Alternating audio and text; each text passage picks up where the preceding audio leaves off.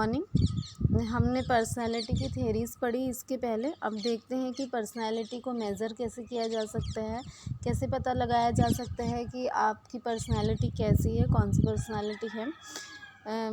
तो चलिए देखते हैं। Psychologist seek to measure personality through a number of methods, behavioural analysis techniques, self report inventories, projective techniques and psycho analytical methods of measuring personalities are as follows. Psychologist किसी की personality को measure करने के लिए, analyse करने के लिए बहुत सारे मेथड्स इस्तेमाल करते हैं। उसमें से कुछ कॉमनली यूज्ड मेथड है behavioural analysis techniques, self report inventories, projective techniques, psycho analytical method. तो हम एक एक करके देखते हैं कि ये क्या होते हैं। First one is behavioural analysis. जो बिहेवियरल एनालिसिस है, सामने वाले के बिहेवियर को एनालाइज किया जाता है और अकॉर्डिंगली पता लगाया जाता है कि उसकी पर्सनैलिटी कैसी है, इंट्रोवर्ट है, एक्सट्रोवर्ट है। आइसेंक की पर्सनालिटी जो क्वेश्चन आया है उसमें न्यूरोटिसिज्म, साइकोटिसिज्म पता चलता है। और कौन सी पर्सनालिटी है क्लस्टर ए में आता है, क्लस्टर बी में आता है। ये सारे मेज़र्स हम पर्सनालिटी स्केल के ज़रिए कर सकते हैं। तो देखते हैं एक एक करके एक एक स्किल। तो first one is behavioural analysis, जिसमें इंटरव्यू और ऑब्जर्वेशन आते हैं, जिससे हम किसी की पर्सनालिटी को असेस कर सकते हैं। तो first one is interview. Interview is the most common method of measuring personality. An interview is a process in which an interviewer tries to collect information about the personality of an interviewee by asking him her various questions. Interview सबसे common method है personality को assess करने का। Generally psychologist यही use करते हैं क्योंकि ये थोड़ा सा फ्रेंडली, क्लाइंट फ्रेंडली भी होता है और टाइम भी कम लगता है, इसमें एक्सपेंसेस भी कम आते हैं। आपको पर्टिकुलर स्केल ख़रीदने की ज़रूरत नहीं होती। हाँ, जो स्ट्रक्चर्ड इंटरव्यू है उसमें आपको वो ख़रीदने की ज़रूरत होती है, साइकोलॉजिस्ट को वो लेने की ज़रूरत होती है और वो अकॉर्डिंगली क्वेश्चंस करता है। लेकिन बहरहाल ये काफ़ी फ्रेंडली है, एक क्लाइंट फ्रेंडली भी है और साइकोलॉजिस्ट फ्रेंडली भी है। तो क्या होता है इंटरव्यू में कि इसमें जो इंटरव्यूअर होता है वो क्लाइंट से इंफॉर्मेशन कलेक्ट करता है, उसके जो क्वेश्चंस पूछता है उसके ज़रिए, और फिर साथ ही वो जो आंसर देता है उसके साथ ही the factors like time taken to give answers, gestures, postures, body movements etcetera of an interviewee are also taken into account while measuring personality of an interviewee. और जो आपके आंसर आते हैं उसका एनालिसिस तो किया ही जाता है, साथ ही उसने इंटरव्यू ने आंसर देने में कितना टाइम लगाया ये भी एक इम्पॉर्टेंट फैक्टर है। यानी उसने स्पॉन्टेनियस आंसर दिया या उसने सोच कर आंसर दिया या फिर उसने बना कर आंसर दिया। उसने ये साथ ही देखिए आप उसका गेस्चर्स, उसके फेस एक्सप्रेशंस, उसके बॉडी मूवमेंट्स, उसके पोस्चर, ये सारी चीज़ों को भी ध्यान दिया जाता है। तो इससे ये पता लगाया जाता है कि वो कितना सही बोल रहा है। उसके अपार्ट पर्सनालिटी स्केल्स में जनरली लाई स्केल्स भी होती हैं, तो ये पता लगाया जा सकता है कि क्लाइंट कितना सही बोल रहा है, कितने % वो सही है, उसने सही जवाब दिया है या नहीं। मतलब सही जवाब देखिए किसी भी स्केल में, जो साइकोलॉजी की जितनी भी स्केल्स है उसमें कुछ भी ट्रू एंड फॉल्स नहीं होता, एवरीथिंग इज़ राइट। आप जो कुछ भी बोलते हो सही होता है। लाई स्केल का मतलब ये होता है कि आप कितना झूठ बोल रहे हो, आप ये भी बोल सकते हैं। मतलब उसकी जैसी पर्सनालिटी है वो, उसको कितना, एक इंसान के अंदर होती है social desire to be appear good. हर इंसान चाहता है कि वो सामने वाले के सामने अच्छा अपीयर हो, समाज में वो अच्छा अपीयर हो। तो बहुत सारी चीज़ें वो छुपाता है, अपने बारे में वो बहुत सारी चीज़ें नहीं बताता है या गलत बताता है। तो ये जो लाई स्केल डाली जाती है पर्सनालिटी स्केल्स में, उससे ये पता लगाया जा सकता है कि वो कितने % सही बोल रहा है। फिर उसके हिसाब से पर्सनालिटी को एनालाइज किया जाता है, क्योंकि जब तक कि आप साइकोलॉजिस्ट के पास में सही इन्फॉर्मेशन नहीं रहेगी तो तब तक कि वो उसको एक्यूरेसी से एनालाइज नहीं कर पाएगा। इसलिए लाई स्केल का भी इसमें बहुत इम्पोर्टेंस है। तो बहरहाल कितना टाइम उसने आंसर देने में दिया, उसका फेस एक्सप्रेशंस क्या थे, उसका पोस्चर कैसा था, बॉडी मूवमेंट कैसी थी, ये सारी चीज़ों को भी अकाउंट में लेकर वो किया जाता है, उसका एनालाइज किया जाता है, पता लगाया जाता है कि उसकी पर्सनालिटी कैसी है। अभी ये 2 टाइप के इंटरव्यू होते हैं, तो स्ट्रक्चर्ड इंटरव्यू और एक unstructured interview. First one, structured interview is a type of interview in which total number of questions to be asked to the interview, the sequence of questions etcetera factors are pre determined. जो structured interview होते हैं उसमें कितने questions पूछे जाएंगे और sequence क्या होगी क्वेश्चंस की, पहले कौन सा क्वेश्चन होगा, फिर बाद में कौन सा होगा, कौन सा शुरू में आना चाहिए, कौन सा लास्ट में आना चाहिए, ये सारी चीज़ें पहले से डिसाइडेड होती है, पहले से डिज़ाइन की जाती हैं और टाइम पे कोई भी क्वेश्चन आगे पीछे नहीं किया जाता या कोई भी क्वेश्चन को डिलीट या ऐड नहीं किया जाता। Generally, industrial psychologists use structured interview while selecting a particular employee for a particular job. तो generally industrial psychologist structured interview की स्केल इस्तेमाल करते हैं जब वो किसी एम्प्लॉय को सिलेक्ट करते हैं पर्टिकुलर जॉब के लिए। उनका क्राइटेरिया होता है कि ये जॉब के लिए ऐसा बंदा चाहिए, ये जॉब के लिए ये पर्सनालिटी का बंदा सूटेबल है, तो वो स्ट्रक्चर्ड इंटरव्यू से असेस करते हैं कि आइदर वो ये जॉब के लिए सूटेबल है या नहीं है, उसमें कोई फ्लेक्सिबिलिटी नहीं होती। Next one is unstructured interview. Unstructured interview is a type of interview in which the total number of questions to be asked to the interviewee, the sequence of questions etc. factors are not predetermined. इसमें ना तो question के sequence और ना ही number of questions पहले से decided होते हैं, डिटरमाइंड होते हैं।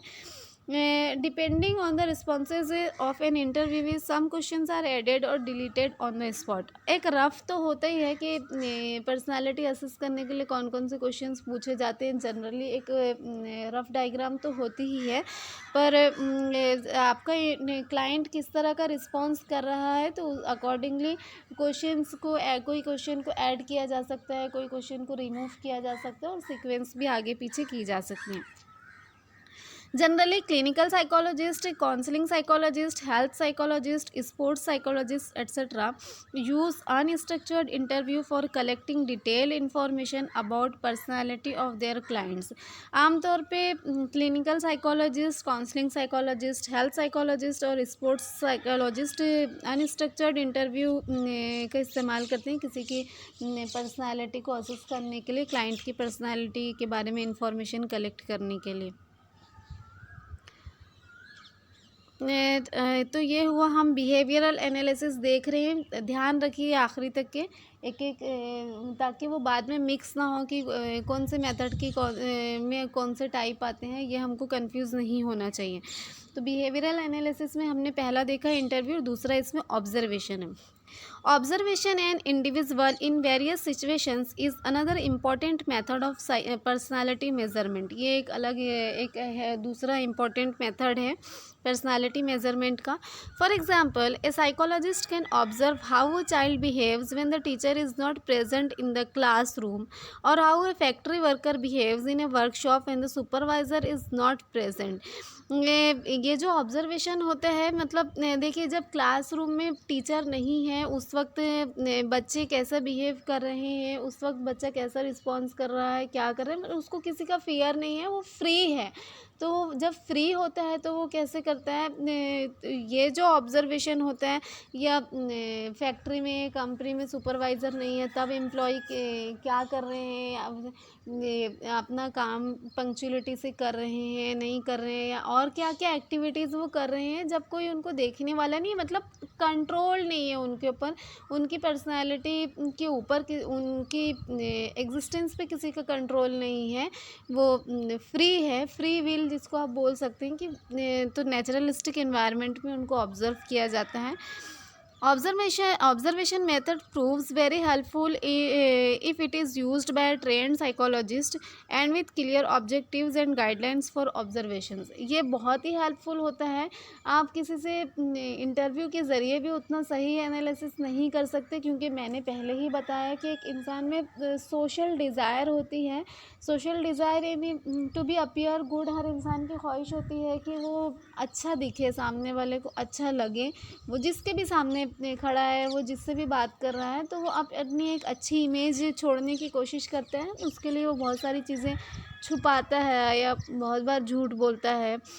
तो इसमें ये चांसेस होते हैं इंटरव्यू में, लेकिन ऑब्ज़र्वेशन में या फिर जवाब को बहुत बना के बोलता है, दूसरे लफ्ज़ों में बोलता है कि सामने वाले को मिसगाइड कर सके, इंटरव्यू लेने वालों को मिसगाइड कर सके, ऐसी वो कोशिश करता है क्लाइंट। लेकिन ऑब्ज़र्वेशन में तो ऐसा होता है कि जब हम उसको अपने नेचुरलिस्टिक इन्वायरमेंट में ऑब्ज़र्व करते हैं, या किसी भी अलग अलग उसमें है, लेबॉर्ट्री ऑब्ज़र्वेशन, नेचुरलिस्टिक ऑब्ज़र्वेशन, बहरहाल जब हम उसको ऑब्ज़र्व करते हैं तो हम ज़्यादा अच्छे से पता लगा पाते हैं कि उसका नेचर कैसा है, उसकी पर्सनैलिटी कैसी है। तो ये बहुत ही हेल्पफुल होता है किसी की पर्सनैलिटी को असेस करने के लिए।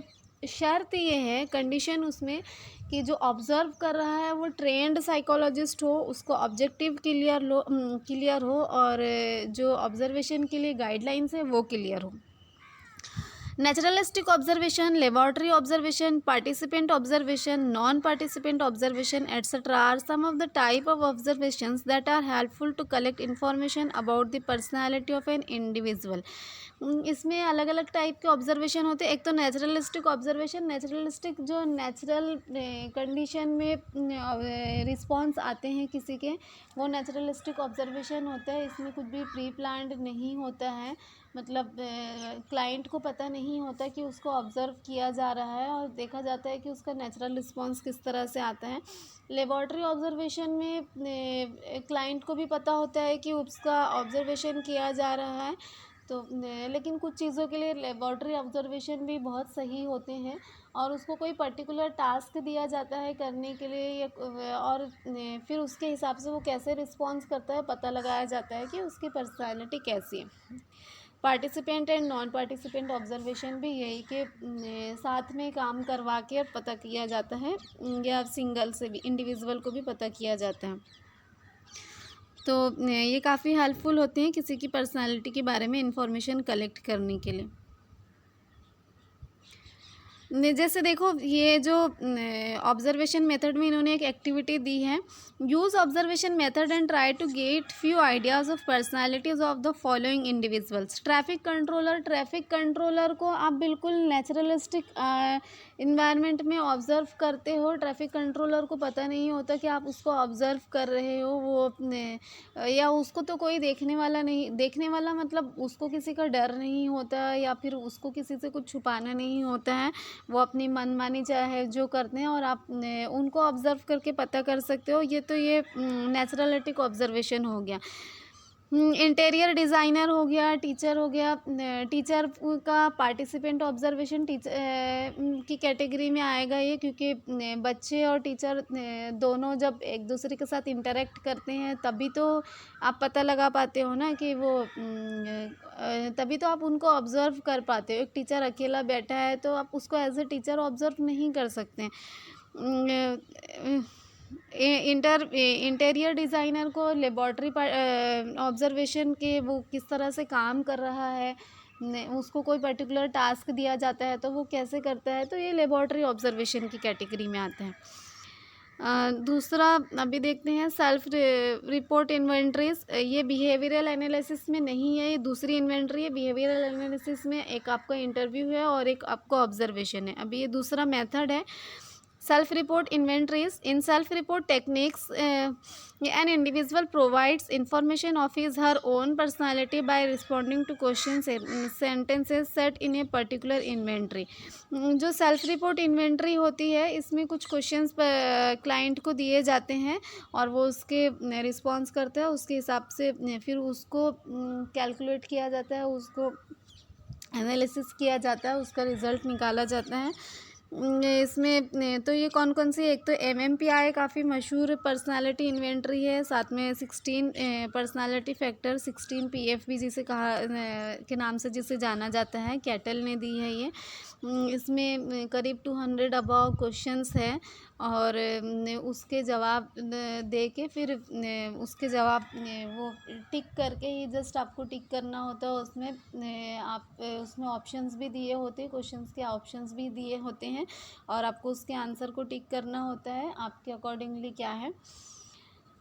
और उसके हिसाब से फिर उसका रिज़ल्ट निकाला जाता है।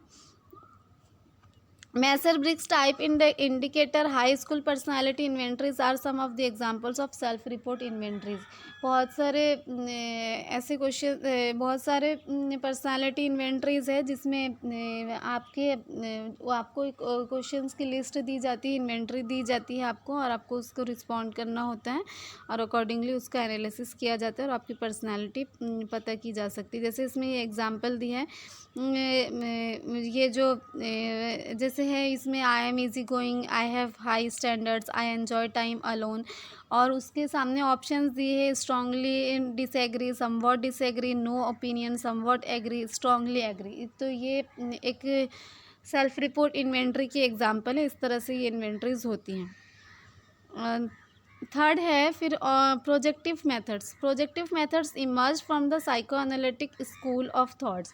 साइको एनालिटिक के पर्सपेक्टिव हमने देखा पर्सनालिटी का। साइको एनालिटिक में क्या होता है कि उसमें हमने देखा था कि वो टोपोग्राफिकल, माइंड को टोपोग्राफिकल उसमें माना गया है। Id, ego, super ego, conscious, unconscious और सब कॉन्शियस का कंसेप्ट उसमें दिया है। और ये माना जाता है कि इंसान की जो पर्सनैलिटी बनती है वो उसका बचपन कैसे गुजरा होता है और क्या क्या इवेंट्स हुए रहते हैं, उसकी पेरेंटिंग किस तरह से हुई रहती है, उसके पेरेंट्स का आपस में क्या रिलेशन है, उसके बचपन में कौन से इंसिडेंट हुए रहते हैं, वो सारी चीज़ें मर्ज होती है। वो सारी चीज़ों का पर्सनालिटी पे इन्फ्लुएंस होता है।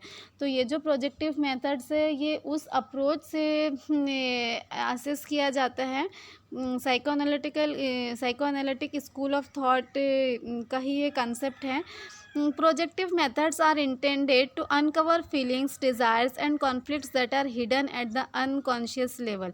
और बेसिकली इसमें इंसान की जो हिडन फीलिंग्स है, डिज़ायर्स है, कॉन्फ्लिक्ट है, जो अनकवर फीलिंग्स है, जो चीज़ें आप किसी से शेयर नहीं करते हो या जो चीज़ें आप खुद से भी छुपाते हो, वो सारी इसके ज़रिए पता की जाती हैं। In projective test situations, an individual responds freely to relatively unstructured और ambiguous materials। इसमें क्या होता है कि कुछ ambiguous material क्लाइंट को दिया जाता है, कुछ अनस्ट्रक्चर मटेरियल क्लाइंट को दिया जाता है और वो रिस्पॉन्ड के लिए फ्री होता है। वो जिस तरह से चाहे उसको रिस्पॉन्ड करें और फिर उसके हिसाब से उसका रिज़ल्ट निकाला जाता है। While responding, individuals project their own personalities onto the unstructured stimulus, often revealing personal conflict, motivations, coping styles, and other characteristics.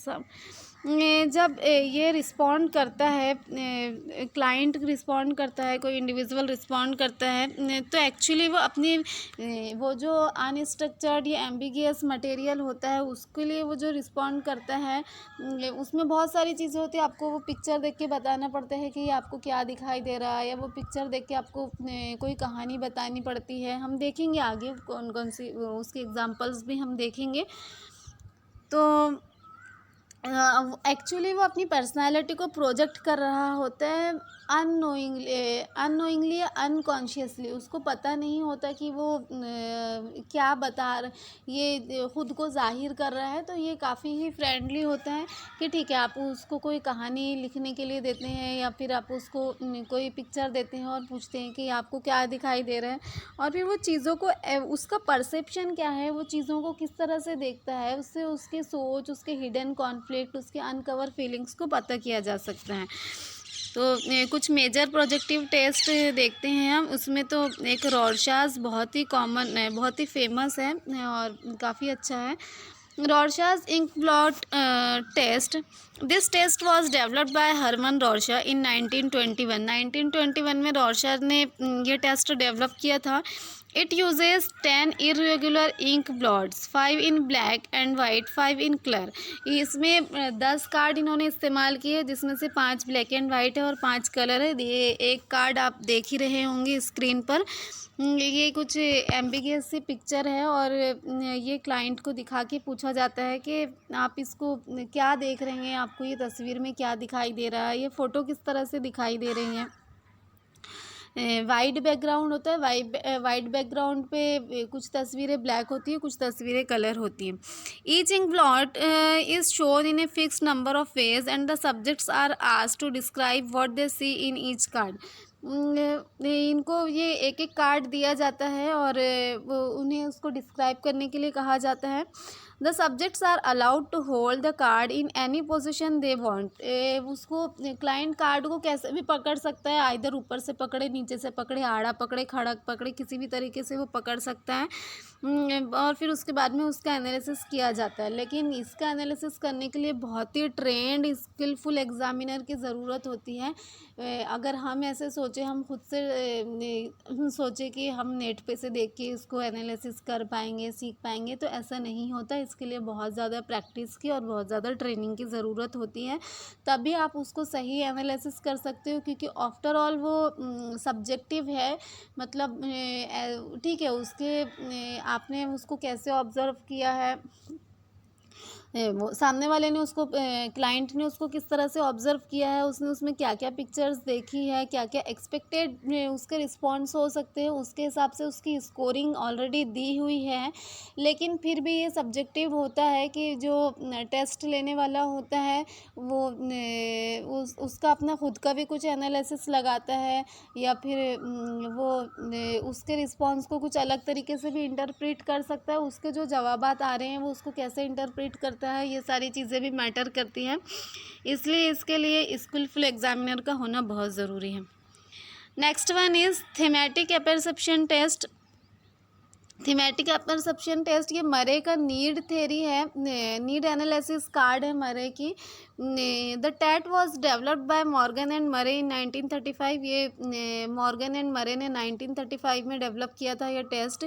It requires the individual to look at the picture and to interpret it by telling story. इनमें client को card दिए जाते हैं और उसके वो card देख के आपको कोई शॉर्ट स्टोरी बतानी, 5-6 लाइन की कोई स्टोरी बतानी पड़ती है, अपने से खुद से बना के स्टोरी आपको बतानी पड़ती है।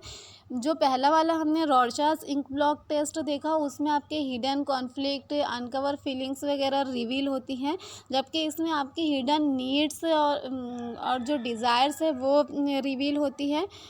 The individual is invited to say what led up to the scene in the picture, why such events occurred, what is currently happening and what the consequences will be।